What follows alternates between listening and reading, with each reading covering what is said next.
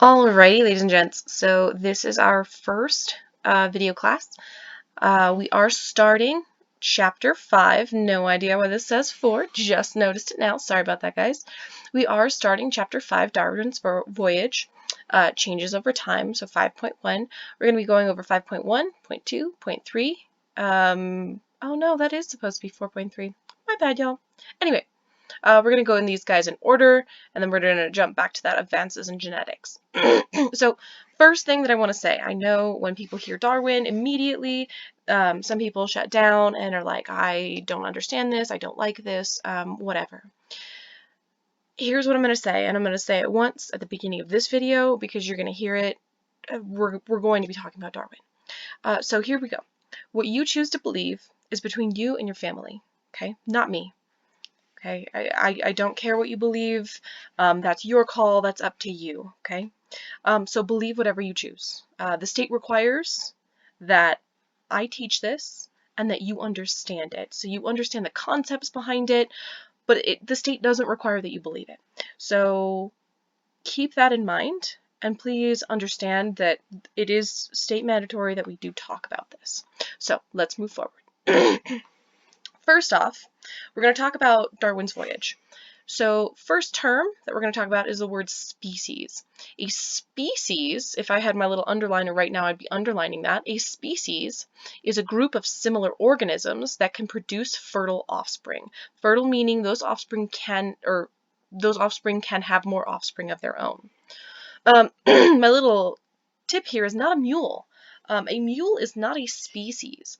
So when we see a donkey and a horse come together and have offspring, they make a mule. So a donkey and a horse, excuse me guys, got a bit of cough. A donkey and a horse are two different species, and when they come together and they produce an offspring called a mule, that mule is not fertile, which makes it so that a donkey and a horse are different offspring, and a mule cannot be an offspring. Or a mule cannot be in a species. Sorry, guys. Next term is adaptation. And adaptation is a trait that helps an organism survive and reproduce.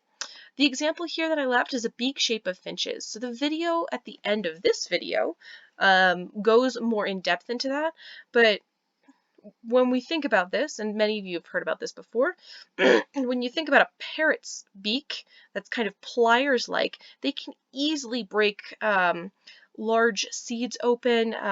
They can crack walnuts, they can crack almonds with that nice hardy beak that they have.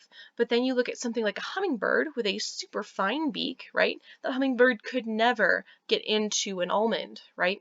That hummingbird would have to drink from flowers and whatnot. So that is what we consider an adaptation, right? This is just a trait that helps an organism survive and reproduce, okay? So Darwin thinks that species gradually changed over many generations and became better adapted to new conditions. Here is the fun little side note that I'd like to talk about and we think about, right? So let's pretend for a moment that that there is a giant dragon out there, right? Big old dragon, and he only eats people with blue eyes. And this dragon, maybe there's a bunch of them, there's a bunch of dragon, only eats people with blue eyes. After a few generations, there wouldn't be very many blue-eyed people left, right? Because they would all be eaten by this dragon. So that is the species gradually changing, right? In that case, people would be gradually changing over many generations, becoming better adapted to new conditions. So the concept being that there would be no more blue-eyed people because all of the dragons have eaten them, right? So that is that concept that he's trying to describe. So evolution as a term is the gradual change in a species over time, not one lifetime, right? We're not talking about Pokemon here, Pikachu turning into Raichu. That's not a thing, right? Not one lifetime. We're talking about gradually. So again, if we go back to the dragons eating people, right? We have these dragons, they only eat people with blue eyes. It might take several lifetimes for the dragons to hunt down all of those blue-eyed people and eat all of them, right? But in one lifetime, somebody with blue eyes isn't going to magically going to have brown eyes. That's not how that works, right? Um, sorry about that, excuse me. That's not how that works. So we're talking gradual change in species over time. The one that's in your book is a fantastic example as well. It goes over what are called peppered moths. Now, the peppered moths we saw change, which is really cool.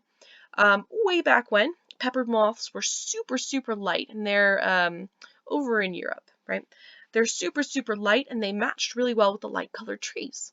Well, as the Industrial Revolution went on, the trees would be covered in soot and covered in like nastiness and gunk, and the trees got darker because of what they were covered in. So these light-colored moths would land on the trees, and they'd get picked off by predators very quickly, right? The darker moths that blended with the trees better tended to survive more. So then we had a larger population of darker moths and a very, very small population of light moths.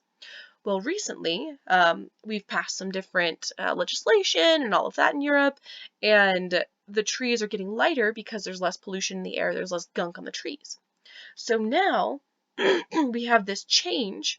So these darker moths are getting picked off more quickly, are getting eaten more quickly, and the lighter moths are then surviving and doing better than the darker moths are. So there are more lighter moths around than there are darker moths. Okay, so that's that kind of concept. It's just a change in a species. Oops, scientific theory. So scientific theory is another, oh, the little thing. Okay, scientific theory is a well-tested concept that explains a wide range of observations. That is the definition of it.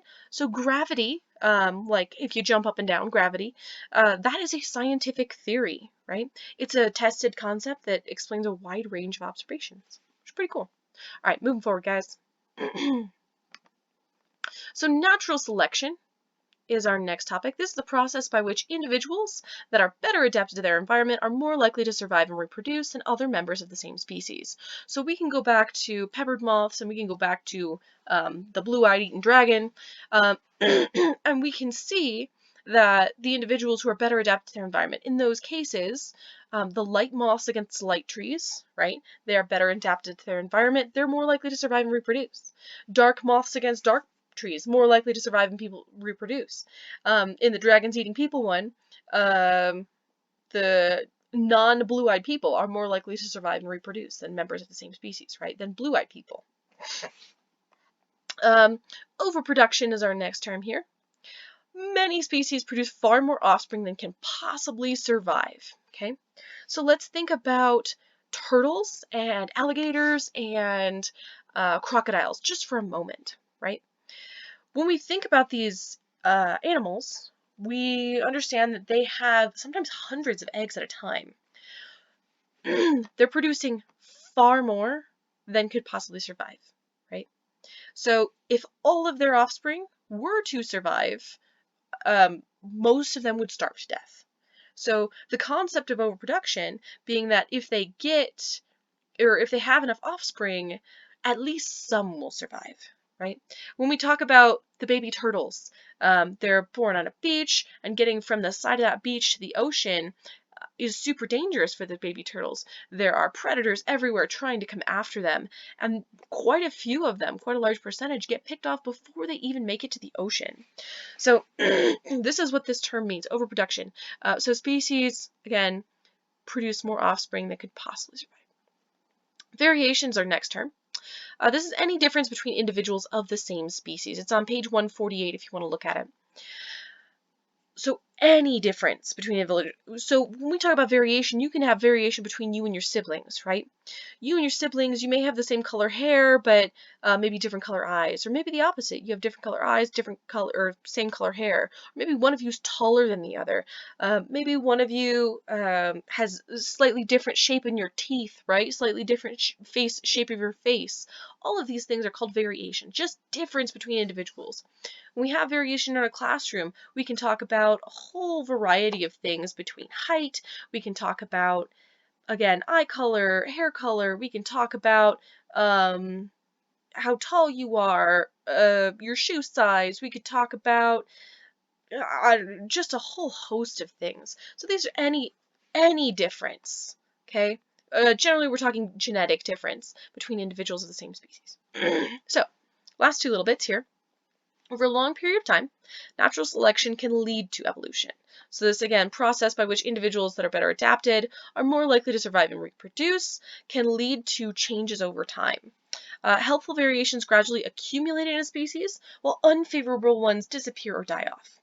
So when we talk about, again, those peppered moths, the helpful variation, when the tree went from light to dark, that helpful variation is the darkening of those moths, right? So we have those unfavorable genes, right? The light colored genes disappearing, right? Or slowly dying off. They probably didn't completely die off because they did come back, right?